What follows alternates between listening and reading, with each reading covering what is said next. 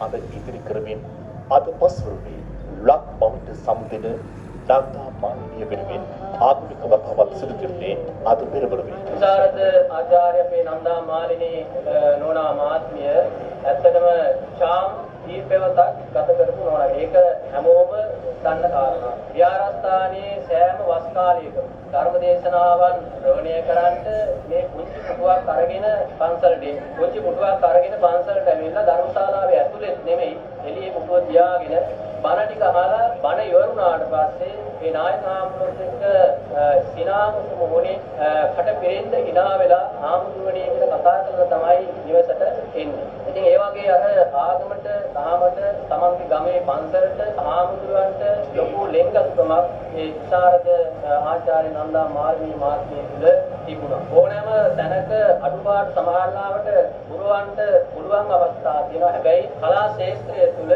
මේ අඩුපාඩු කවදාවත් පුරවන්ට පුළුවන්කමක් මේ වෙලාවේදී මේ මතක වස්ත්‍ර පූජාවන් සඳසතු කරලා පූජා සිද්ධ කරලා මේ විශාරද ආචාර්ය නන්දා මාලිනී නෝනා මහත්මියට අපි පින් අනුමෝදන් කරනවා. සම්බර ජීවිතයේ ආපත් වෙන්නට යථාවාරෝ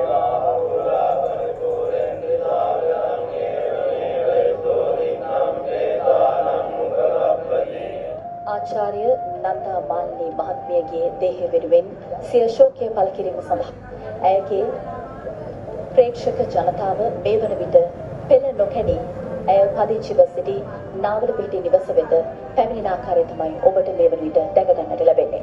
ඉතින් මේ සඳහා සවස 3:30 දක්වා කාලය ඔවුන්ට හිමි වෙනවා. ඉතින් ඔබටත් පුළුවන් සවස 3:30 දක්වා ඇයට තම ශෝකය පළ කිරීමට මේ ස්ථානයට පැමිණෙන්නට. සවස 3:30න් පසුව ඇයගේ දේහය රැගත් පෙරහර රාජගිරිය මන්සන්දියේ සිට පාර්ලිමේන්තු මාර්ගය ඔස්සේ බොරැල්ල පොදු සුසාන භූමියට රැගෙන යාමට නියමිතයි.